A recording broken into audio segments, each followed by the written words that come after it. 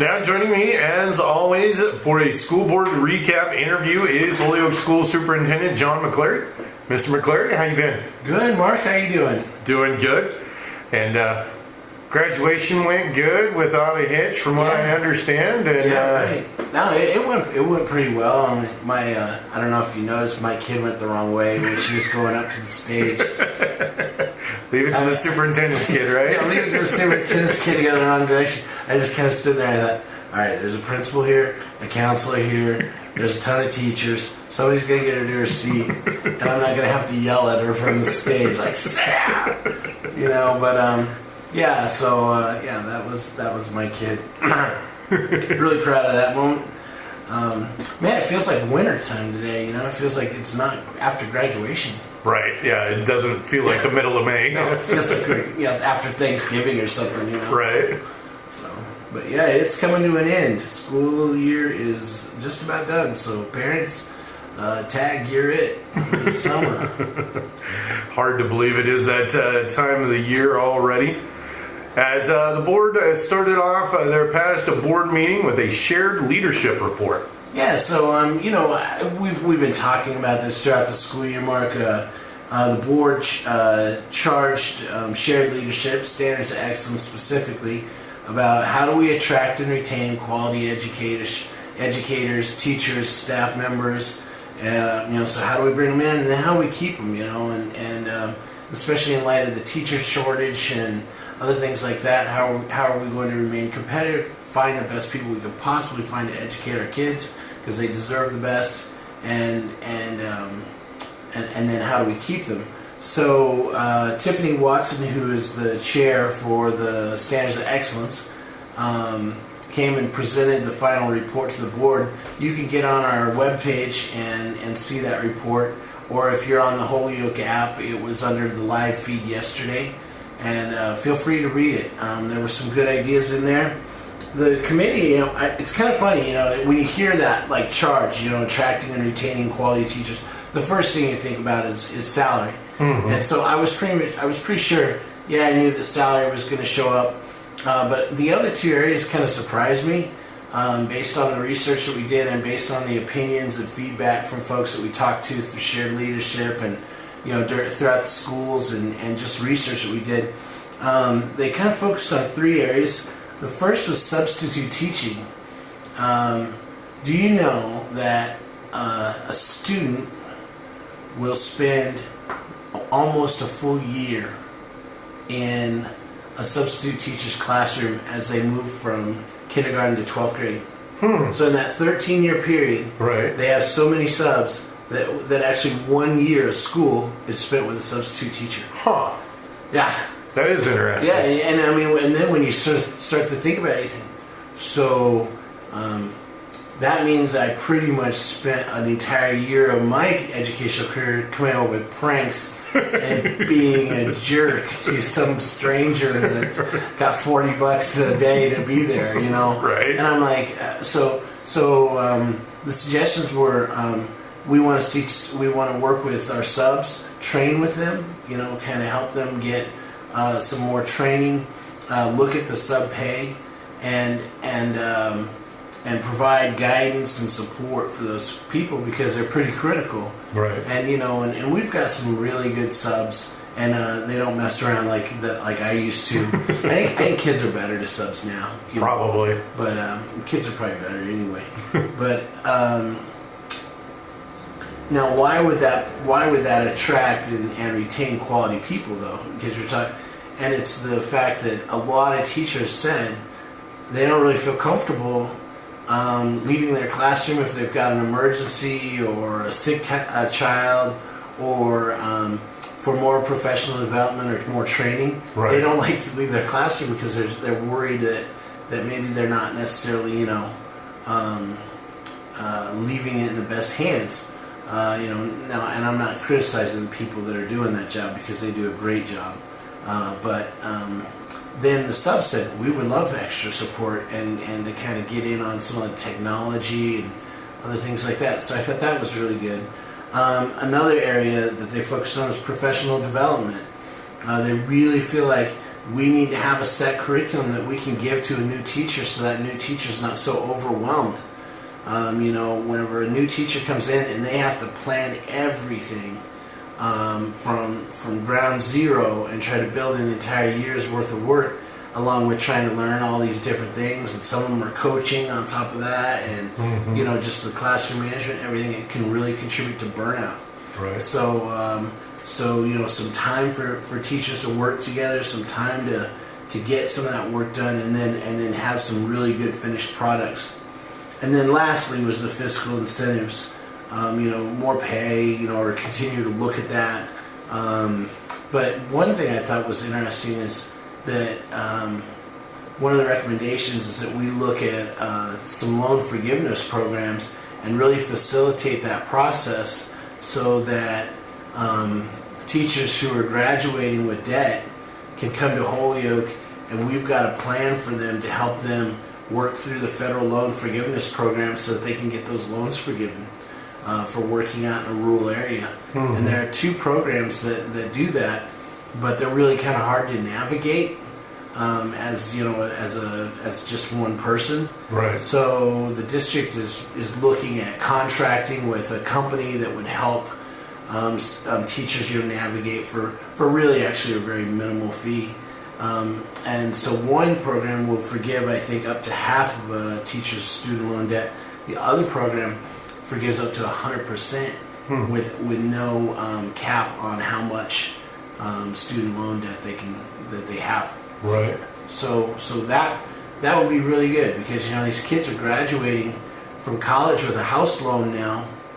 In terms of debt, with no house, they don't have any equity, man, and it's tough on them. And so, and those loans don't, you can pause them, or you can, do all these things with those loans, but the interest keeps just racking up. Yep. And that's got to be tough for somebody, and it doesn't go away if you're unemployed, or if you've taken a low-paying job in a low-income area. You still got to pay it every month. So I think that could be a real benefit. Right. Well, and obviously the board will look into those more, but with those student loan reimbursement programs, would there be a contract involved? I know when my wife got hired with the hospital, they offered to help her with her student loans, but she had to sign a contract saying that she'd work for the hospital for X amount of years. Yeah. Some of those do have that caveat. Like the one that the program is talking about with the 100% forgiveness, that's a 10-year plan. So, and you don't necessarily have to just work in Holyoke for 10 years to be eligible for that, but you need to work in a rural area. And I feel like chances are, if you're willing to work in a rural area, then why wouldn't you work in Holyoke? Right.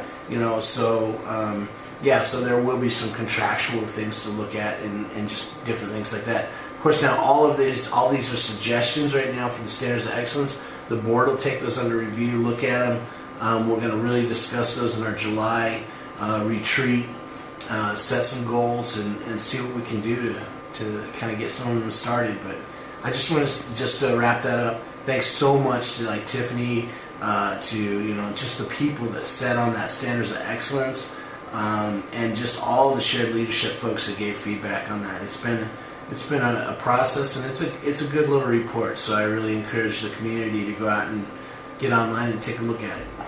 Well, and obviously the board will continue to look at that, and not something the Standards of Excellence Committee or the board wants to rush into. It is about keeping those teachers here, just as you said. Yeah, absolutely.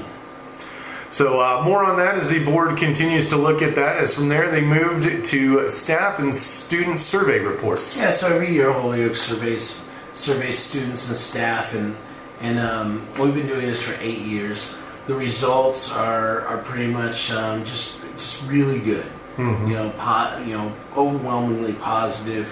One of the kind of the things that we're looking at for next year is we've asked pretty much the same questions all 8 years too. Right.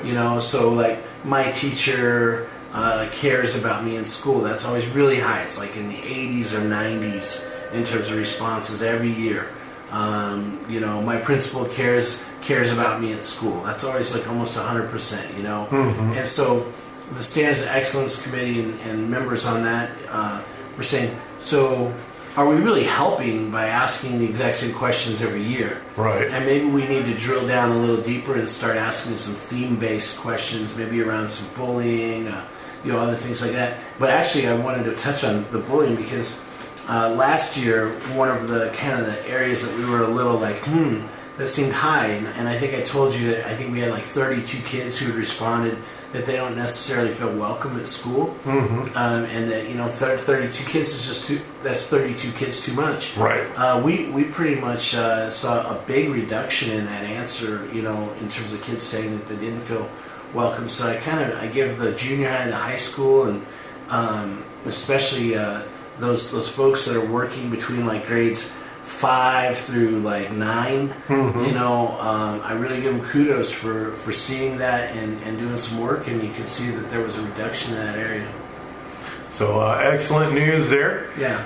As the board moved to their next topic and having to do with the summer construction. Yep, so it's getting ready to start, and it was just more of a recap. I don't need to bore everybody with it, but I think that we actually start on this Friday, so tomorrow. We're gonna we've relocated in the life skills classroom. They're gonna start cutting into the foundation there so that they can get sewer pipe out, and then a lot of that inside work will get started on supporting that roof, and then you'll start to see in another 2 weeks some roofing materials showing up, and it's gonna get busy. So we're just kind of clarifying things. Definitely will. Don't forget about those summer construction projects. As last time we talked about, the roofing materials will be in the parking lot, so don't forget about that. Yeah, kids, stay out of it, please. As the front door to the high school will be open, so if you do need to go up there, don't forget about that. Shouldn't impact any gym use, any of that kind of stuff. It should be all okay, unless we get up on that old gym roof and it's okay, we got to replace it all the way down to the floor, and that won't be good. Right. McCleary will be very grouchy all summer.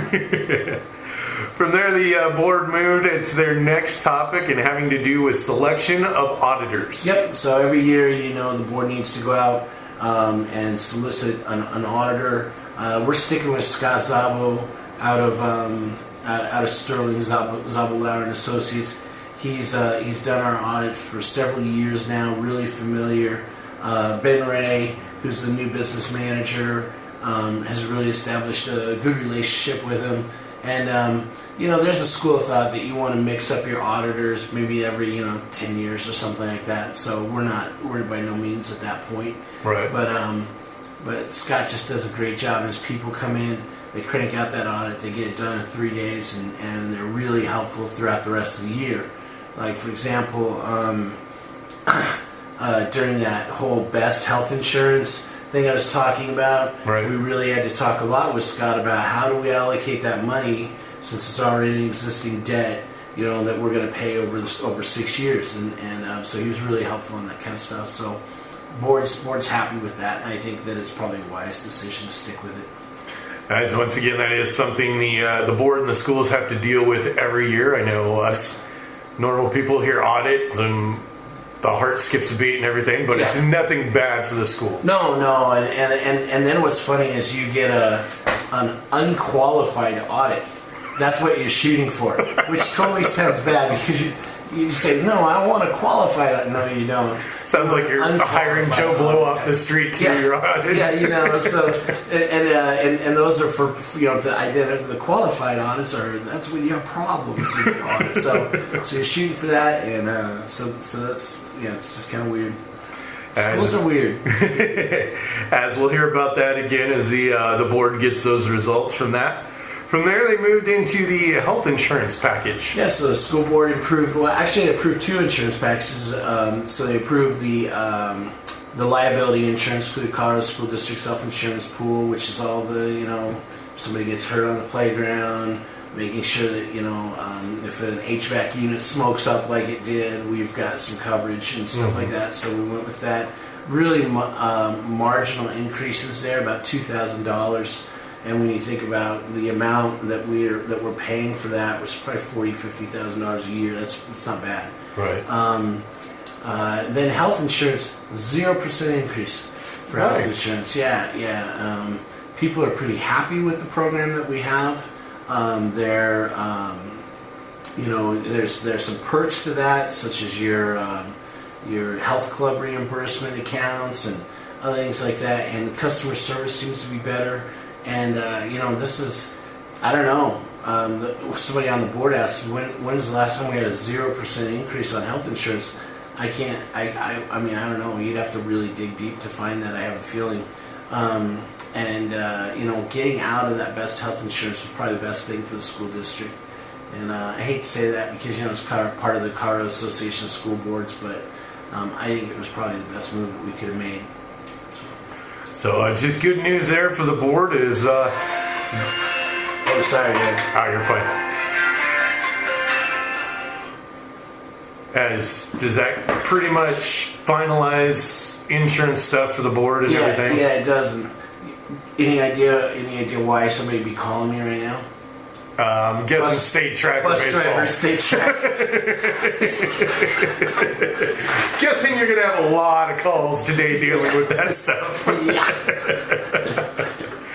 As if you had not heard, state track pushed back a day at the moment. As with state base or regional baseball, if you're scheduled to play Friday, you'll play Saturday. Holyoke was scheduled to play Saturday, so they will play Sunday.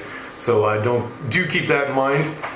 Really rounds out the major points for the board in their previous meeting as turn our attention towards what's happening in the schools. As we mentioned, getting ready to wrap the school year up, hard to believe, and move into those summer months. Yeah, as you move into summer months, elementary parents are really encouraging me. Keep pushing those kids on reading. Keep expecting the kids to read every night. Read with your kids, that kind of thing. Because there is summer vacation really does demonstrate, a big time researcher in education. His name was John Hattie. There's a negative impact of summer vacation. I think it's valuable to your employees, and it's valuable to the kids too, and especially in a town like this. Right. Because folks get their kids out, they keep their kids active. They're in baseball. I heard they're talking about a golf clinic with and Holyoke's invested in a new rec director, and it's just good, good for Holyoke. Yep. But when you start to look at those, a lot of city schools and other things like that, summer break can be kind of tough on kids, in terms of learning.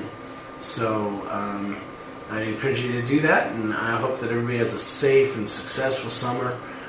Teachers, rest up. We got a lot of work next year. Right now, I think we're only filling. I think we only have 2 positions left to fill.